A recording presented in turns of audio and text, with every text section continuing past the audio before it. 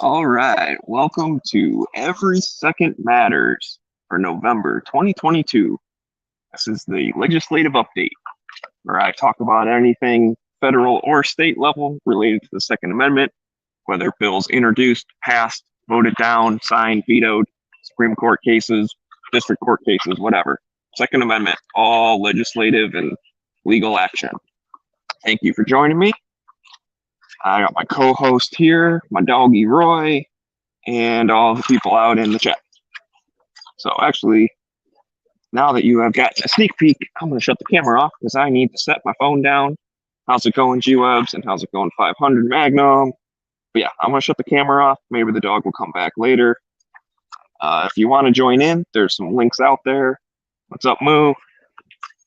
Mostly over on the Gilded server.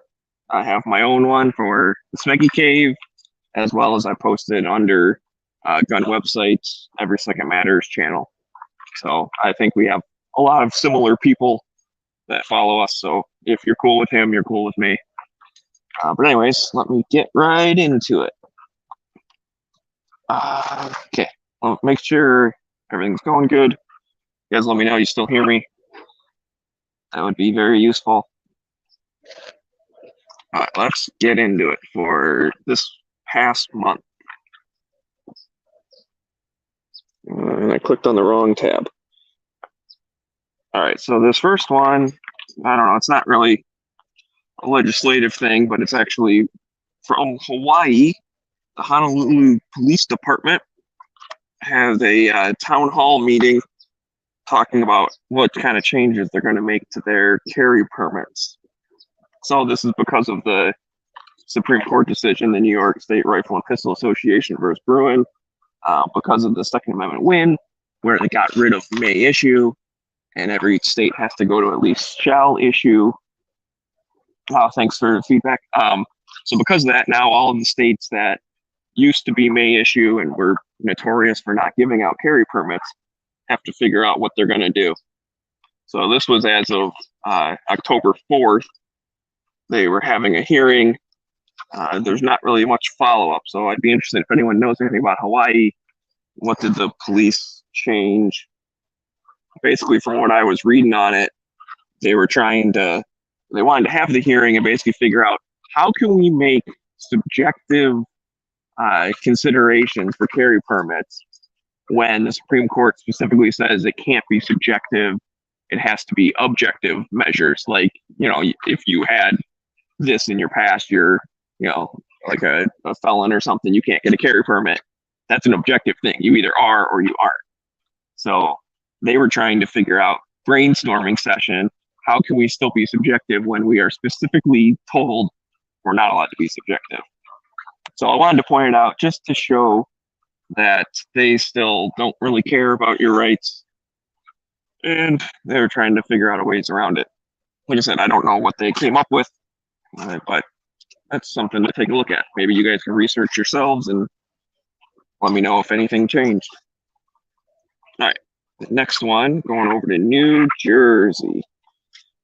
So this was October 21st. I think I got my dates. I would normally go in chronological order. My dates are all screwed up, so I might be jumping around a little bit. Anyways, October 21st, there's a bunch of bills. Let's see.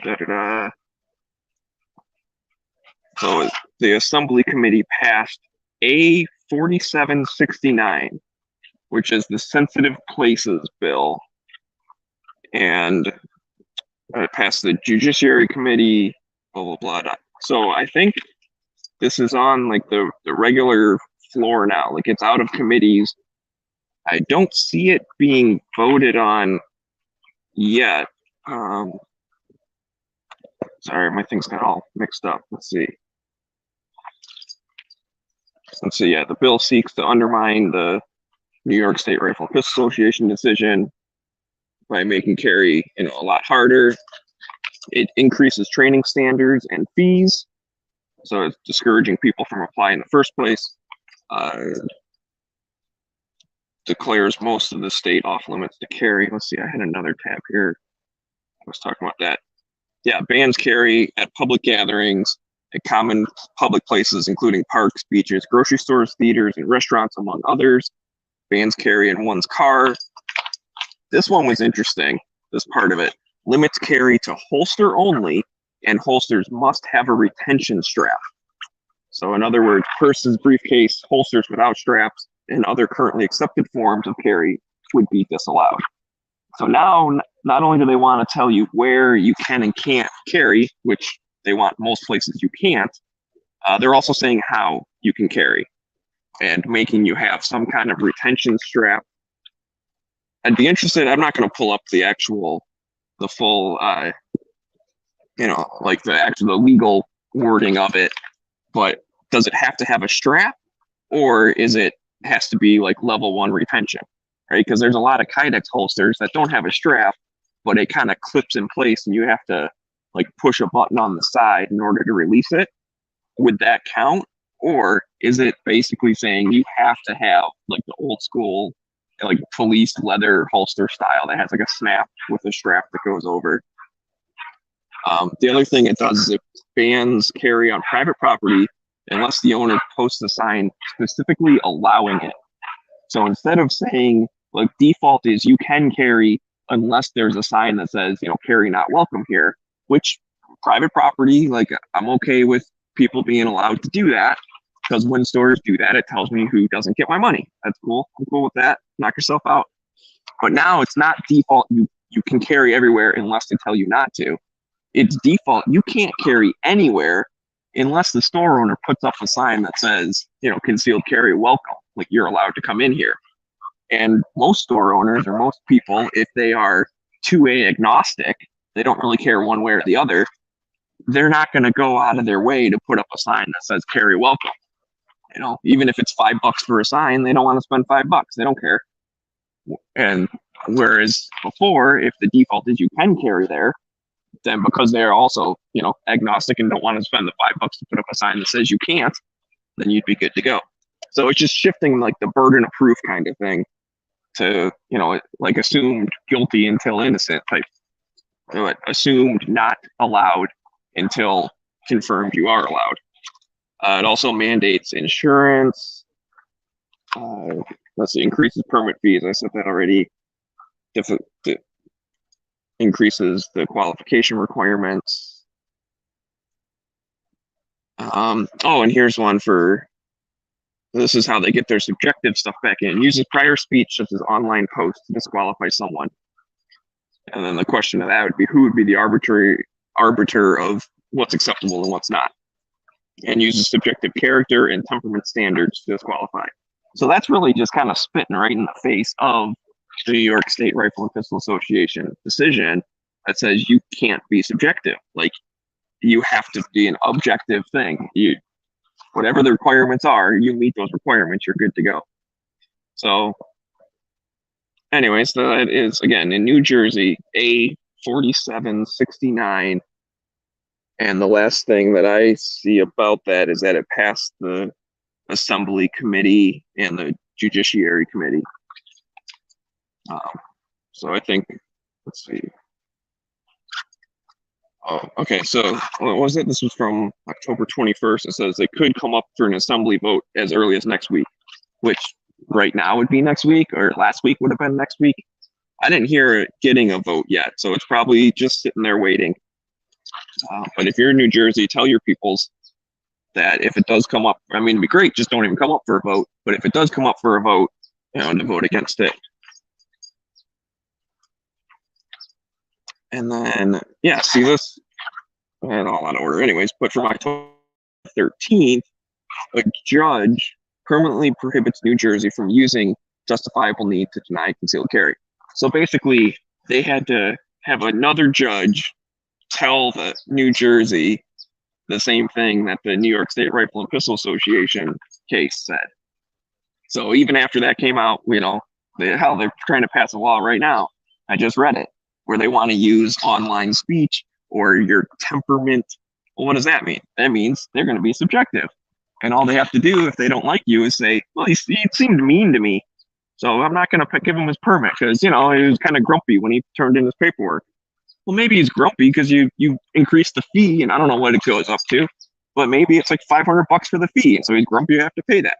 Again, I just made up that number. I don't know how expensive it is to pass in New Jersey to get your permit. And I will get to your guys' comments in a minute. I'm just trying to get through this. I actually don't have that many for this month. Let me see. So a federal judge signed an order permanently blocking New Jersey from requiring concealed carry license applicant to justify their need to carry a firearm. So basically the same thing, right? Just like the New York law, the Supreme Court struck down. New Jersey mandates the citizens justify a need to exercise the Second Amendment right. So yesterday, the order permanently enshrines the fundamental principle of constitutional law in the Garden State. Yeah. So the case is, I'm not going to get these right. Mazahir versus Gurwal, filed in the U.S. District Court, District of New Jersey. So the Association of New Jersey Rifle and Pistol Clubs and the Coalition of New Jersey Firearm Owners have joined the lawsuit. So give those guys props. Sounds like, I mean, it's kind of weird that basically it's a judgment that says, hey, what they already said. Like, it's a judgment that's the same as the other judgment. But I guess New Jersey needs to be told twice or 3 times, 4 times, whatever. Okay, and then this one from October 10th. Federal court dismisses the Brady and Mexico lawsuit against U.S. gun industry. So this was basically the Brady campaign teamed up with the government of Mexico to sue U.S. gun manufacturers. And they're, basically saying, oh, well, you guys made these guns and then they found their way into Mexico, so it's your fault that they got used for crime. They try to do this. I basically pulled this out just to reiterate that this is one of their playbooks. If they can't ban them outright and they can't, have all sorts of crazy permits or whatever, they'll just try and make everyone go bankrupt. And if you can just keep suing these companies over and over and over again, eventually either they'll just give up because they don't care anymore, and it's like it's not worth the hassle to get sued every other day, or they won't financially be able to stretch the cases out going 10, 20 years, whatever. So anyways, I see this as a win that the case got thrown out.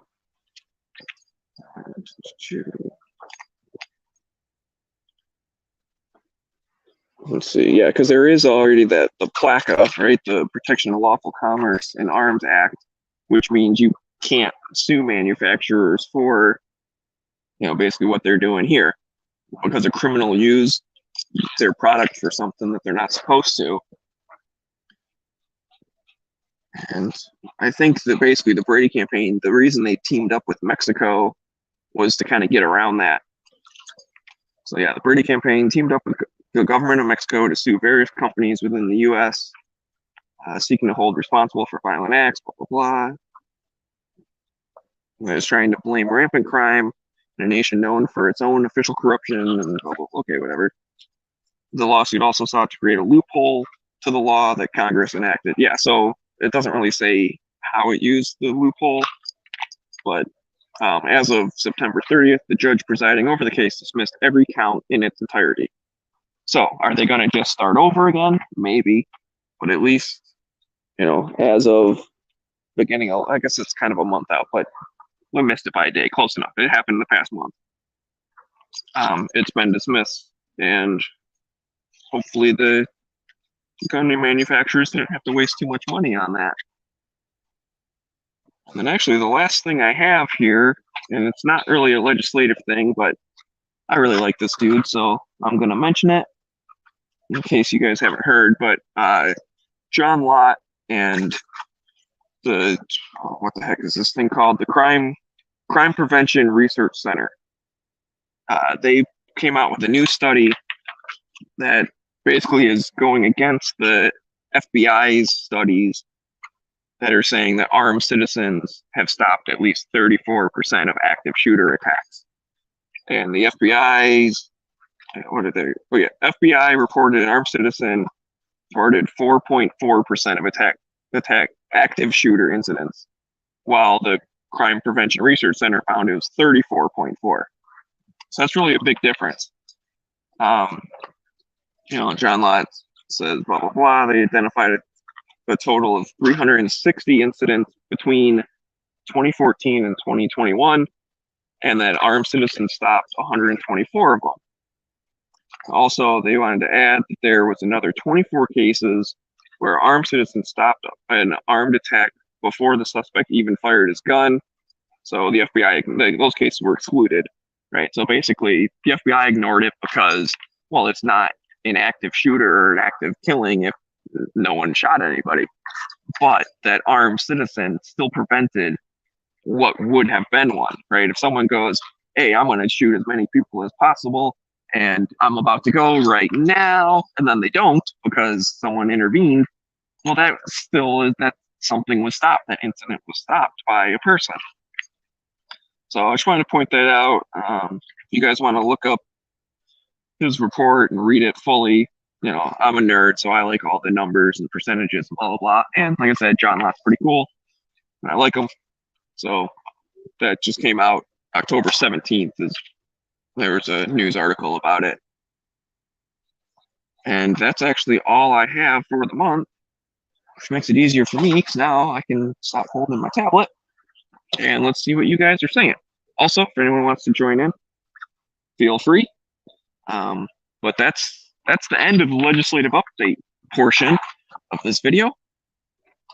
And now we can do regular Every Second Matters chit chat, where we just talk about the Second Amendment in general. As you guys know, my interest is more kind of arguments against anti-gun talking points and things like that. How do we talk to new shooters? How do we talk to, antis? How do we talk to people in the middle? Like strategies, brainstorming, all that stuff. I'm open to hearing all you guys got to say about that.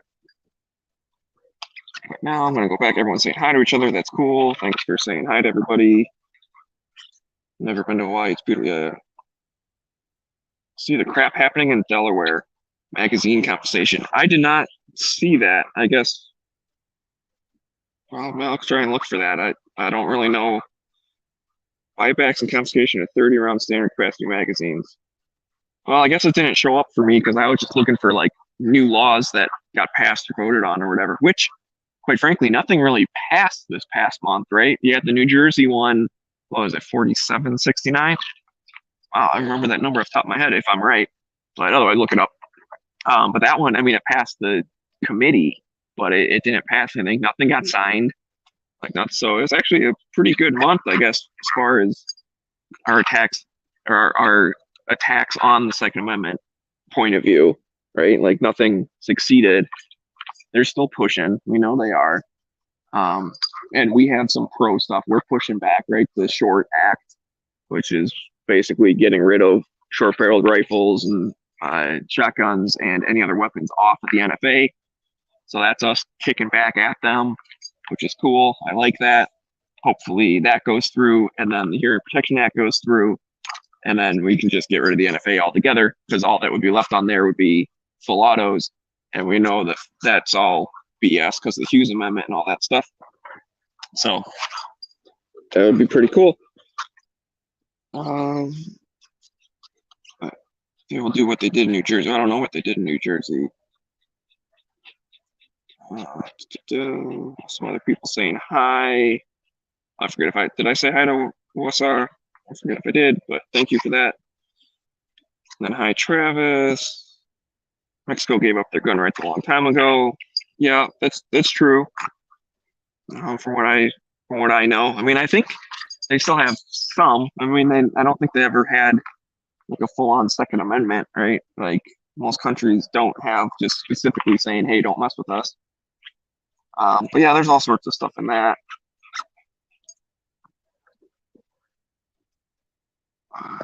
Yeah, the FBI is at times mostly wrong statistics, right? Yeah, the FBI, they grab the numbers that they feel like grabbing. Capital Flood, what's up? Change the hearts and minds of other people. Sometimes you gotta let people decide for themselves. You can't always win everyone to speak for myself. Yeah, no, that is true, that you cannot always change everyone's mind. But I am an optimistic person. That is just my lifestyle. And I think you might as well try. We were actually talking about this the other day. I think was it last night on Daily Gun Show? But it may be somewhere else. But my idea is if you're talking to somebody, you might not change their mind, but maybe it's the person who's overhearing the conversation. Maybe you can, get them to change their mind. And so it's always worthwhile. The other thing is that, you might say something that doesn't stick right at the time. And they go, that's stupid. They're just saying bumper stickers at me. I don't care. You're one of them. You're one of them guys, huh? One of those shall not be infringed dudes. And you never know. Maybe 5 years later, stuff's changed. The person's a different mindset. And the thing that you said kind of pops back into their memory. And they're like, oh, I was wrong all that time. That dude was right. So I'm always for talking to people. Oh, so that's if you're saying I should have scrolled down a tiny bit more. You were moderately anti-gun. So you changed your ways a little bit. Yeah, you gotta let people decide for themselves. That is true, right? I'm not gonna just like yell at someone and be like, hey, I'm right, you're wrong, do what I say. But also I do like having those conversations. And what's that thing called? The Socratic method or whatever, right? Where like you do get the other person by asking questions and stuff to like go down a logical path so that they do decide for themselves. And you can do that by saying like when we need to do something. Okay, well, what law do you think would have, stopped this bad thing from happening or whatever? And then, well, we could do this and this. Well, this is, what do you think? Blah, blah, blah. Like, I'm not doing a good example, but you've all had those conversations, right? Like by asking questions and saying, well, do you think if a teacher was armed, like they would have been able to stop the person? And well, do you think, you can even sneak up on it? Like, oh, the police stopped like a bad thing that was happening, right? Well, yeah. Okay, what'd they use? Well, the police used guns. Okay, cool. So now imagine what if the police like were, in the school, they weren't 5 minutes away, they were 30 seconds away. Would that have helped? Well, yeah, it probably would have. Okay, so what if the police was in the classroom at the time? Like then they're only 2 seconds away. That would have helped, right? Yeah, that would have helped. Okay, what if instead of a police officer, it was a teacher that was in the classroom that was 2 seconds away? Like, would that have helped? Well, yeah, I guess it probably would have, right? I mean, that's, again, not the best example, but that's, you let them answer the question and they think of it themselves, but you can guide that a little bit, steer it in that general direction. And yeah, sometimes they just be like, nah, screw you, blah, blah, blah. Okay, fine. You're not going to change everyone's mind, but you can try. What's going on, Chris? Let's see. Blah, blah, blah. Oh, GWebs has a nice question about E2M. Let's see. It's a question. You've been around E2M for a while. It's from the start, pretty much for a while. What's your point of view on the campaign over the years? Success, failures, potential, future? Well, that's a really good question. I'd have to think about that for a little bit. So, let's see. Some point of view on the campaign. Well, my biggest point of view is that, sorry, my dog attacking me. That's my biggest point of view. I mean, I guess I would start by saying it's a worthwhile campaign. Like I know some people, again, they're gonna always be complaining that, oh, we're never gonna get rid of the NFA, so who cares? Why you even try? Blah blah blah. And I think that Every Second Matters does spread some awareness, as well as a lot of people do a lot of different things, right? Because it's not one thing. And so for the people that like they open carry or they kind of force themselves to have conversations with maybe people that aren't pro-gun. I know that was really my big thing, was try to, on the second, would always try to have a conversation maybe with someone I worked with. And, I kind of do that anyways because I'm just a gun dude and nerd, but I would try extra hard to kind of shoehorn in Second Amendment into whatever conversation I was having that day. And I find that those types of things to be somewhat successful. So from that point of view, I think it is. Oh, my comments got all messed up. I think that's one of the successes would be like of getting people out there in the real world to start having conversations and raising awareness. Um, yeah, that's I think that's been going on. And again, some people will do other stuff, and maybe it's the chats are reaching new people. Maybe the chats are turning people that are gun guys into Second Amendment guys, right? I think that's something that has been happening. I know I'm definitely more of a Second Amendment advocate than I used to be. I've always liked the Second Amendment. I've always liked guns, but over time and interacting with people, and partly because of Every Second Matters, and interacting with the people that are very, very active in the Every Second Matters, I've been more and more of an activist. So if what I can do, like if I can do that same thing, some of the people that watch my chats, I don't know why, because you like my dog, and then you happen to hear me and go, maybe I'm going to write my senator today too. Like that's the other thing, right? Go call your peoples. We should all do that. So the potential, you know me, I'm a very optimistic person, and I know G-Web probably knows my thoughts on that because we've had some off-air talks and whatnot. So I'll try and think the best way to answer this. But I think really the potential is just having more people doing more and whatever way they feel best. And if that's getting more advocates, like I said, there is definitely a difference between a gun guy and a Second Amendment guy, right? Like there's definitely a difference. And if we could get more of the gun-oriented people into being rights-oriented people, that would definitely be a win. And I think there is a potential for that. And just getting the whole network of people just stronger and being able to do a better job. Because from compared like what it is now compared to what it was in the beginning, I think it's better. So I saw you had some more questions here. Thank you again, G-Webs, for giving me some stuff to talk about. You all know that I'm not very good talking all by myself. And there are some links out and about over on the Gilded, so someone come in and join me, that'd be cool. If not, I'm gonna keep going with my honorary co-host here. That's you. All right, question. You're a 5-star general 2A. All the orgs are there with the resources. And what do you instruct? What do you do for 5 years, 10-year plan? Okay, well, if I'm the 5-star general, I'm in charge of 2A. First thing I do is get all the orgs to stop fighting with each other. And I tell them, if you fight with each other, I'm going to beat you up. I don't know, whatever. However I do that. Get rid of LaPierre. Get the NRA back to something good. Because as much as I know everyone likes to hate on the NRA, they are a big, powerful guerrilla. And they absorb a lot of shots from the antis for us. And they can push back pretty hard. They're just not very nimble. So I would keep them as the big, strong guerrilla of, absorbing the shots, right, from the antis and being the punching bag.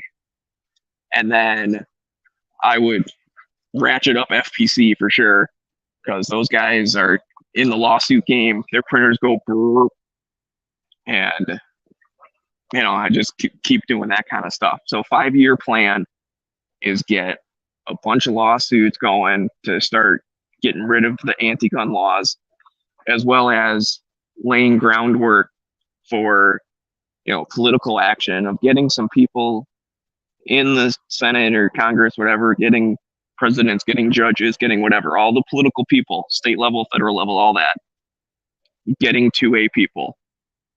And I guess I don't know what organization would be best for this next thing I'm about to say, but somehow we need to infiltrate on the Democrat side. And I hate that it's a 2-party system. I would love like libertarians to be everywhere and we'd all be cool. But I live in the real world and it's right versus left.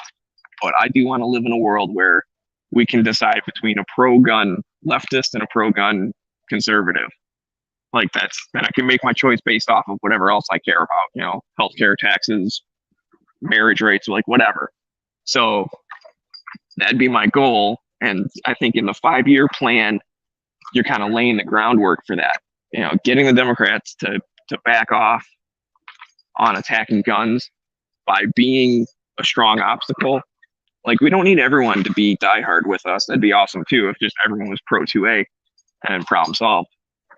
But we at least need them to for us not to be a talking point. So them to realize every time we go up against the 2A community, we get our butts kicked, we get voted out, our fundraising goes, tanks out. All these people on our side are mad at us. And that goes for Republicans too, that are like the Rhino or whatever, is we need to get those guys voted out. So whatever team is best at getting, the Democrats to also be pro-gun, and then getting the Republicans to actually live up to what they say they're going to do, I'd give them resources. And then definitely prop up DC Project. Those ladies are amazing. I would love to see them, be a lot bigger and have a lot better reach. I mean, they're already kicking butt with what they have. Imagine if, I don't know, maybe I could funnel some money from one organization to the other and be like, yo, NRA, like, give them $1 million. Like, because to them, that's going to be huge. And then to the NRA, yeah, it's $1 million. It ain't nothing. So, I don't know, can I take from their war chest and give it to people? And also increase outreach, which I think actually, now that I'm talking, because I'm kind of brainstorming here, that would kind of help too on the across the aisle type thing, is, people like Tony Simon and Rick Ector and all the other trainers. I don't even know. You guys know there more than I do, but like, get all those people, get them resources, get them to work with, the firearm industry should be supporting the heck out of them. That's another thing, getting firearm industry people to care about rights and not about doodads and whatchamacallits. But that's going to be the way, because you're going to have people from all walks of life. If they get introduced to training, they get introduced to firearms, they start to understand, self-defense, and they understand the Second Amendment helps protect themselves. And maybe they happen to be, politically on the left or whatever. Then when their people say, oh, we're going to ban these scary things and it's going to save everyone's life, they're going to say, no, I'm familiar with this stuff and that's not going to work. So outreach to like new firearm owners and outreach to gun people, turning them into Second Amendment people, is important. And I think that's kind of 5-year plan, is getting those roots sown. And the other thing, like I said, getting the politicians that are going to be sympathetic towards Second Amendment, whether they believe in it or not, I don't care. If they vote for it, well, then they're fine with me. As long as we keep the pressure on them and they never change their mind, then I'm good. I don't care if you actually believe it. If you lie to me and say you're pro 2A and then you vote pro 2A, well, that's fine. I don't care if you voted pro 2A against your own will. I still got what I wanted, so that's fine, whatever. Now, I'm going to keep an eye on you because you might turncoat. And so 10-year plan would be, I think at that point, we have the groundwork laid. We have some people on the inside that are, pro 2A and good for us. And that's what really ratchet up the getting rid of the bad laws, like going on the offense. I mean, I think we should always have some constant pressure. I think there should always be a repeal the NFA push. That's kind of like the Hail Mary. That's hey, we're going to get rid of all of this all at once. Like, that'd be awesome. It might never pass, but at least you're pushing towards it. And while the other side is worried about us doing that, we're chipping away at the state level on some little things. So you got the short ground game, getting 1 or 2 yards with a run, and then you got the Hail Mary bomb trying to get 90 yards.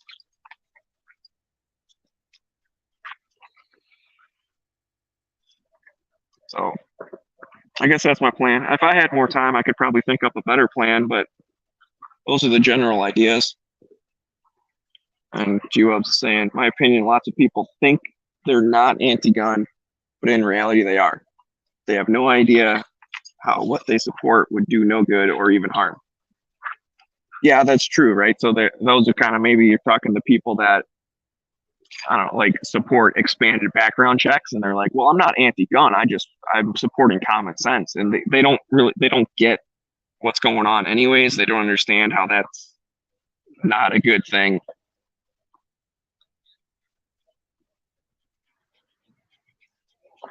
Okay, let's see. Warsaw was pointing out another bill, was another federal bill being proposed, HR 8534. The bill requires you to get permission to own a firearm permit. Oh yeah, I did just hear about that. I wonder why that didn't show up in my search.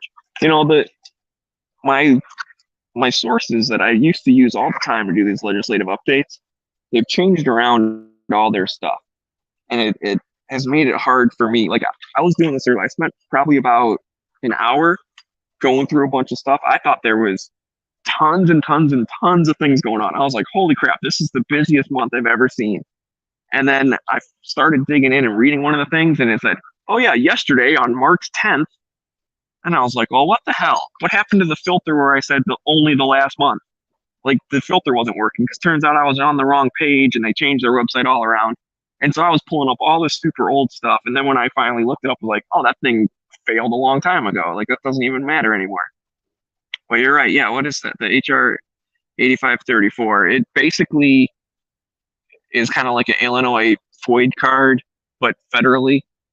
And I know there are other states that have some kind of, you get permit, like a purchase permit kind of thing. You have to have a license in order to even buy a weapon, a firearm. But then also they want a registry to go along with that. And that's, the registries are a problem in my opinion.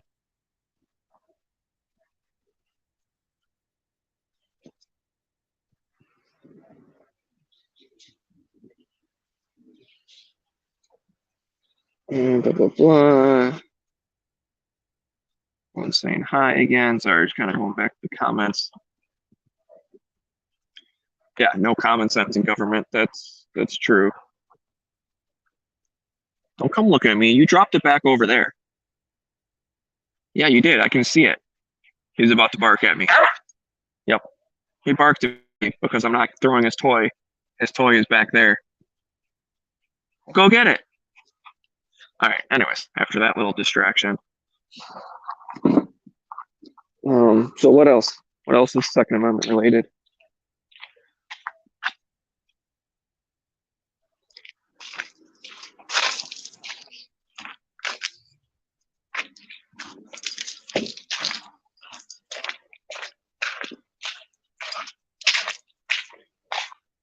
I wonder, some of you guys out there in the comments section, do you want to answer G-Wub's question?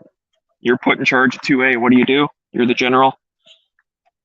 I kind of want to think about that one a little bit more too. Like that's what, I don't know what else would I do? Should I change some of the things? I was just kind of going off the top of my head. The broad stroke stuff that needs to get done. We need in routes on all political sides to be in our favor. We need outreach for new people. We need everyone to get along. That might be, out of all of them, that might be the hardest, is actually, getting 9mm shooters to hang out with 45 shooters. Like, obviously that's just a microcosm of the overall thing. But I mean, it's true. We like to argue with each other. We like to fight. When really, if you're pushing the bolt, I've used this analogy before. I'm going to say it again, whatever. I like saying my own stuff. The way I look at 2A, it's a giant boulder, and we're trying to push it down the road. And that would be like, the further down the road, the more freedom we have, the more rights we have. So I might want to push that boulder 10 miles down the road, right? Like, I don't believe in 4473s. I don't like background checks. I don't like the NFA. I don't like the Hughes Amendment. Like, I'm cool with ordering a machine gun from Sears in a catalog type of thing, delivered to your doorstep. Like, so I'm pretty far out there. And I can understand other people's opinion of not wanting to go that far. And I don't necessarily think they're anti-gun for not wanting to go that far. But, I want to push the boulder 10 miles down the road. They might want to push the boulder 5 miles down the road. They're okay with background checks, but they're not okay with like assault weapon bans and stuff. Okay, cool. why are we fighting with each other because we don't agree 100% on the end game when we're not even there yet? We're not even close to there yet. We have background checks and ammo in some states. We have, registries for handguns in some states. We have federal legislation that's always coming after us. Like, there's all sorts of stuff that we can get rid of. So let's work together and get the boulder moving down the road. And when it goes a mile down the road, some of the people are going to go, well, that's all I wanted. I'm good now. Like I got, let's say it's a state level AR-15 ban. They got rid of it. And they're like, okay, I'm cool with the NFA sticking around, but at least I got my AR-15 back, in Massachusetts. Well, that's fine. Stop pushing the boulder then. That's your choice. I disagree with that choice, but whatever. Thanks for helping me the first mile. And then we're going to get 5 miles down the road. A couple more people are going to go, okay, that's enough. Like, we got rid of suppressors off the NFA. We got rid of short-barreled rifles off the NFA, but, machine guns, blah, blah, blah, whatever. I'm done. Okay, that's fine. And we'll keep pushing. And then we'll go 10 miles down the road. And maybe we get 10 miles and I'm done. Like, hey, we're 100% free, in my opinion. And there's going to be some other dude that goes, no, we got to go to 11 miles down the road. We need personal nukes or tanks or whatever. And that's cool. More power to you, buddy, but I'm going to stop pushing because I got it to the point that I'm happy with. But yeah, so we need everybody. And what does happen is we argue about stuff that's way down the road. It's like, I don't know, if you're trying to buy a new house and, you don't have any money saved up yet, and you're looking at a $10 million mansion, but you don't like that the 5th bathroom from the left has blue curtains. Okay, you're arguing about the curtains on a house that you're not even close to affording yet. It doesn't matter. Like, let's work on saving up the down payment, getting enough money to buy the $10 million house, remodeling the kitchen, like doing all this stuff. And then you can change the curtains. Like, why are we fighting that I want them blue and you want them yellow or whatever? Like, it doesn't matter. We're not even there yet. So it's the same thing with the Second Amendment. Like, why are we fighting about, like, oh man, like I don't agree with you on this, that, or the other. Okay, great. But we agree that the point we're at now is not free enough. So let's go further and let's work together to fight against it. Now, I'm sick of playing defense all the time. And that's where, going on the offense, I like the Short Act. Well, I don't know if it'll pass or not, but I hope it does. And if not, I hope they introduce it again.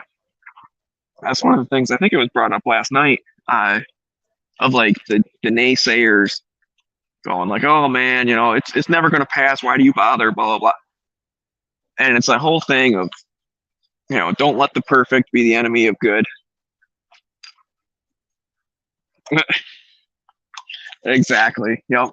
G-Webs hates blue curtains, so that's why he's not a millionaire. I agree fully with you on that. But anyways, like, not everything has to be perfect. It has to be good enough. And the thing is, we didn't lose our rights all at once in one vote. Like, oh, they introduced a thing, everyone voted for it, now we don't have any rights anymore. For one thing, they badgered us, right? It took them a long time of trying to get, like, I think the assault ban was introduced a couple of times before it finally passed. And then what have they been doing since it sunsetted? They've been introducing it like every year since then, trying to get it passed. So we need to do the same thing. If the repealing the NFA stuff doesn't pass next year, we'll try to pass again that year.